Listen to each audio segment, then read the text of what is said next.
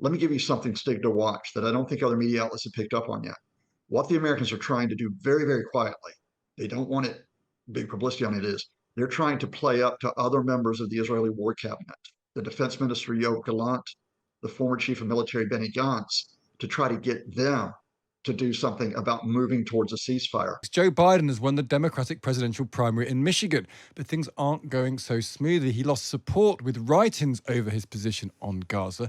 Scott Lucas is a political analyst and professor emeritus at the University of Birmingham, often talks us through what's going on in the US. Morning to you, Scott.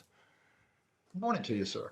We often have a conversation in this country about how Middle Eastern politics could impact domestic politics. It's clear that this is an issue for Joe Biden. If he stands, could it be a serious problem for him, his support for Israel, when it comes to the Palestinian-American community?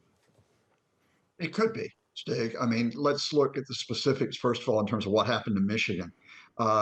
About 20% of people chose not to vote for Joe Biden. About 6% voted for the two French candidates, Marianne Williamson or Dean Anderson, and then about 12% voted for none of the above, effectively, uncommitted. He still got over 80% of the vote, but a couple things are important here. Michigan is a very a swing state, which has risen to the front in U.S. elections. Only a few thousand votes could determine whether the Democrats or Republicans win in November.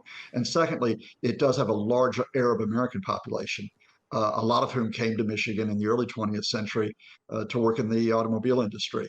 So I think if Gaza continues to be an issue by the autumn, yes, this could be a real challenge for the Democrats in a state like Michigan and indeed next door in Minnesota. If there is a ceasefire, if we get a halt to the mass killings that are going on in Gaza now, following Hamas's mass killings in Israel, then I think the topic drops down the pages of U.S. newspapers. It drops down in broadcast, and it may not make that much of a difference come November. But I guess it's also the other thing that makes this difficult for Biden is it's a left-wing problem, this, isn't it? That ultimately people are not going to not vote for Trump because he supports the Israelis. It's just not a right-wing issue in the same way, is it? So this really is full square a Biden Democrat problem rather than a bipartisan one. I think it's focused very much on the Democrats because you're talking about two groups of voters. You're talking about Arab Americans and you're talking about younger voters who have tended to come out for the Democrats in recent elections, not just presidential elections, but for congressional elections. That said, I don't think if Donald Trump is the Republican nominee, he completely gets off the hook on this. This is one of the foremost issues, for Americans now, and will continue to be so as long as the death toll mounts. And if Donald Trump can't put together a coherent answer, which not only is I back Israel, but what would you do to try to deal with this, then I do think it affects him a bit.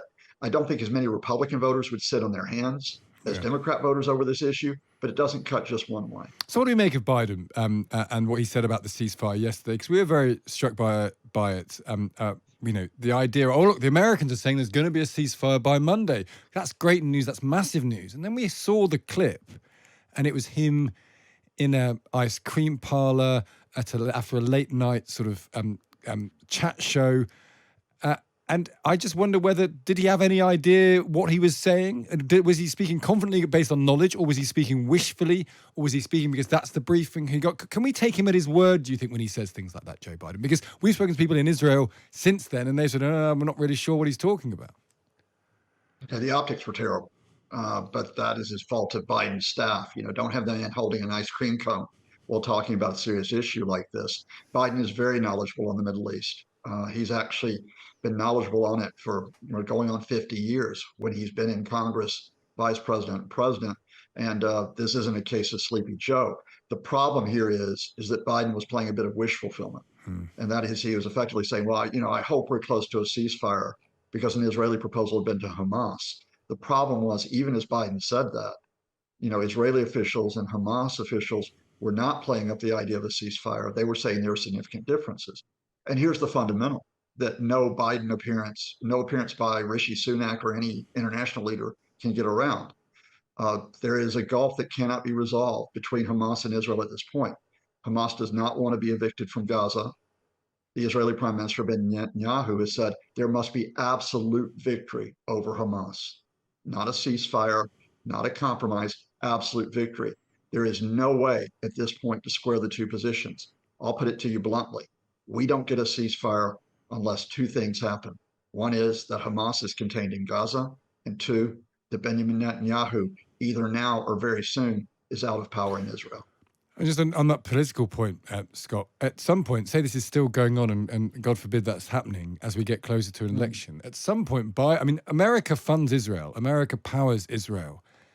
Is it possible that Biden's political his political need to survive in the election might mean his policy hardens towards Israel such that he makes it impossible for Israel under Netanyahu to continue behaving the way they are, and actually somehow creates a situation where it's not Netanyahu and the policy changes? It should be that, not just for political reasons, but for moral reasons and for humanitarian reasons. Uh, the United States has 2 points of leverage that it could have used in these past 4.5 months to limit the Israeli military operations. It could have supported a ceasefire in the UN. It could have reduced military assistance to Israel, but in fact, it's increased military assistance to Israel. Anti-tank shells, guided bombs, and unguided bombs that kill citizens, civilians, as well as Hamas fighters. Now, Biden, while chiding the Israelis for not protecting civilian lives, will not use those points of leverage so far. Will he use it in future? Well, the political question here, and unfortunately it's the cynical one, is do the Democrats think they will lose votes of people who support Israel if they do that? Okay, yeah. But the second question really is where is the international community on this? Can the international community work with the Americans to finally get around Netanyahu? Let me give you something, Stig, to watch that I don't think other media outlets have picked up on yet. What the Americans are trying to do very, very quietly, they don't want it big publicity on it, is they're trying to play up to other members of the Israeli war cabinet, the defense minister Yoav Gallant, the former chief of military Benny Gantz, to try to get them to do something about moving towards a ceasefire.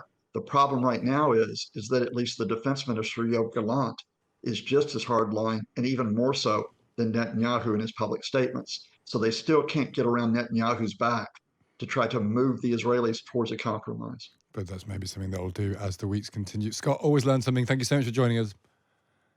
Thank you, Stig. That's Scott Lucas there, political analyst and professor emeritus at the University of Birmingham.